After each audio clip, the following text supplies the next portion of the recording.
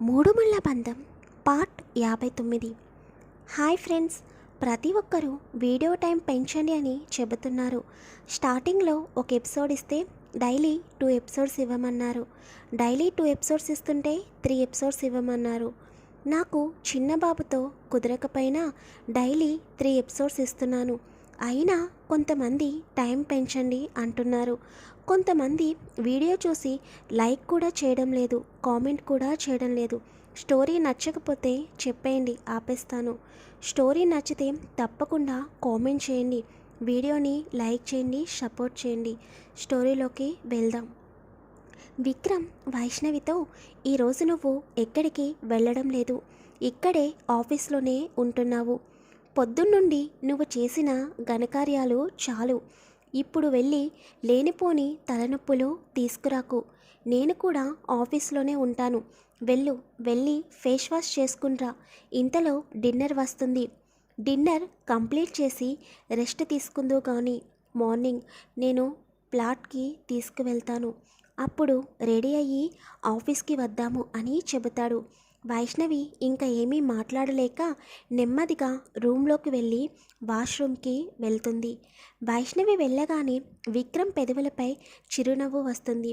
రాక్షసి, ఎప్పుడు కూడా నీపై ప్రేమతో ముద్దు పెట్టుకుందాం అని అనుకుంటే ఇలా కోపంతో ముద్దు పెట్టుకునేటట్టు చేశావు.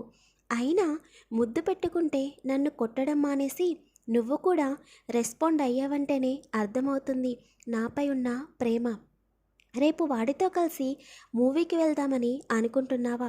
వెళ్ళు, పర్వాలేదు.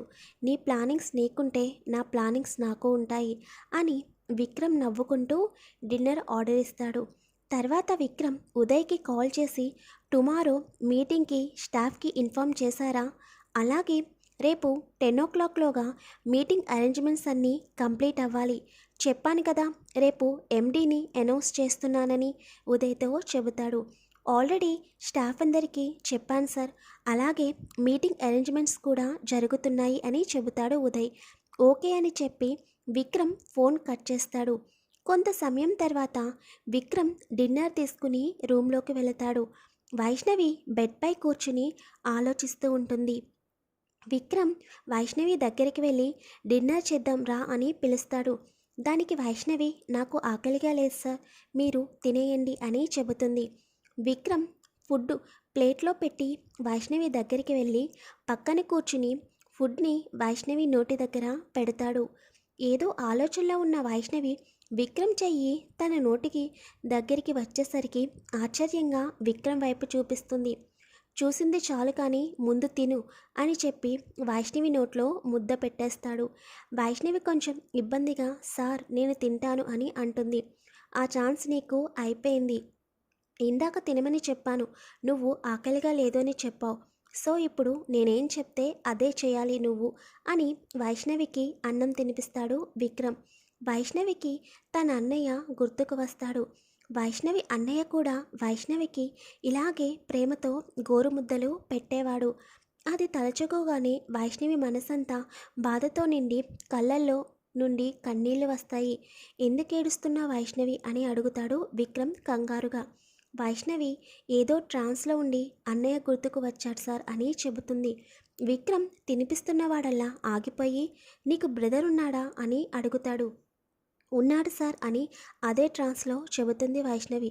మరి మీ బ్రదర్ ఎక్కడ ఉన్నాడు అని విక్రమ్ అడిగేసరికి వైష్ణవి ఒక్కసారిగా ఉలిక్కిపడి, ఎవరి గురించి సార్ అడుగుతున్నారు అని అంటుంది. అప్పటి వరకు తను ఏం చెప్పిందో గుర్తుకు చేసుకుని కంగారు పడుతూ, నువ్వే కదా వైష్ణవి నీకు అన్నయ్య ఉన్నాడని చెప్పావు, తనిప్పుడు ఎక్కడ ఉన్నాడు? ఎప్పుడూ నాకు చెప్పలేదు. మీ పేరెంట్స్ యాక్సిడెంట్లో చనిపోయారని తెలుసు కానీ నీ ఫ్యామిలీ గురించి నాకు ఏమీ తెలియదు. నీకు ఓన్ బ్రదర్ ఉన్నాడా అని అడుగుతాడు విక్రమ్. దానికి వైష్ణవి ఏం చెప్పాలో అర్థమవ్వక ఏమీ మాట్లాడకుండా మౌనంగా ఉండిపోతుంది. విక్రమ్, అంటే మీ అన్నయ్య కూడా మీ పేరెంట్స్తో పాటే అని అంటుండగానే వైష్ణవి, సార్ ప్లీజ్ ఇంక ఈ టాపిక్ వదిలేయండి అని బాధగా చెబుతుంది. విక్రమ్కి అనుమానం వస్తుంది. వైష్ణవి ఎందుకు తన అన్నయ్య గురించి అడగగానే బాధపడింది, మళ్ళీ ఎందుకు సమాధానం చెప్పకుండా తడబడుతుంది అని ఆలోచిస్తూ విక్రమ్కి ఒకవేళ ఆ రిషికి కూడా వైష్ణవి అన్నయ్య గురించి తెలుసా?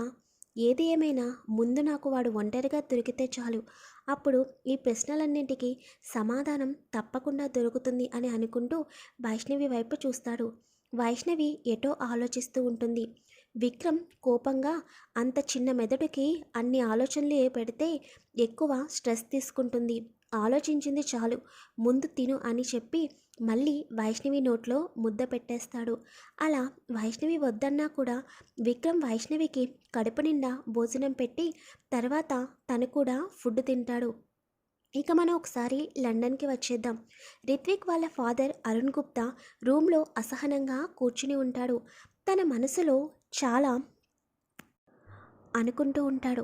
నేను ఎంతో ప్లాన్ చేసి హార్ట్ అటాక్ వచ్చిందని నాటకమాడి నా కొడుకుని ఇంత దూరం రప్పించాను. వీడు నా మాట వినడని తెలిసి బలవంతంగా కావాలని ప్రాజెక్ట్ వర్క్ అని చెప్పి ఆఫీసులో బిజీగా ఉండేటట్టు చేయగలుగుతున్నాను. కానీ ఆ అమ్మాయి ఆలోచనల నుండి బయటపడేటట్టు చేయలేకపోతున్నాను. అయినా ఆ అమ్మాయి దొరికిందని చెప్పి తర్వాత నుండి ఒక్కరు కూడా ఫోన్ అటెండ్ చేయడం లేదు. పైగా ఫోన్స్ అన్నీ స్విచ్ ఆఫ్ వస్తున్నాయి. ముందుగానే డబ్బులు తీసుకుని నన్ను మోసం చేశారు. ఈ సమయంలో నేను ఇండియా వెళ్ళడం కరెక్ట్ కాదు.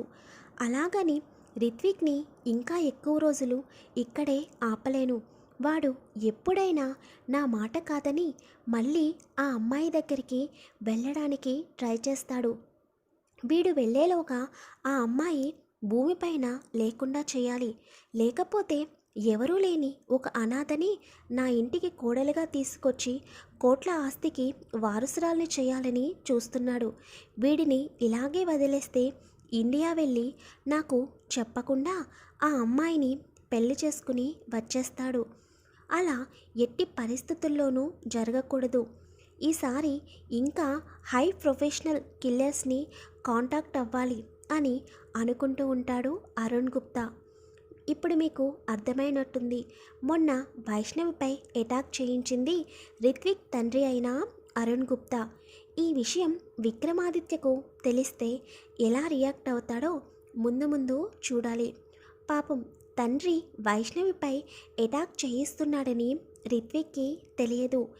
ఎప్పుడెప్పుడు ఇండియా వెళ్దామా, వైష్ణవితో తన గురించి చెప్పి తనని పెళ్లి చేసుకుందామా అని ఆలోచిస్తూ ఉంటాడు రిత్విక్. తన తండ్రి వైష్ణవిని చంపడానికి ప్లాన్ చేస్తున్నాడని తెలిస్తే రిత్విక్ ఎలా రియాక్ట్ అవుతాడో ముందు ముందు ఎపిసోడ్స్లో చూద్దాం. వీడియో నచ్చితే లైక్ చేయండి, షేర్ చేయండి, ఛానల్ని సబ్స్క్రైబ్ చేసుకోండి.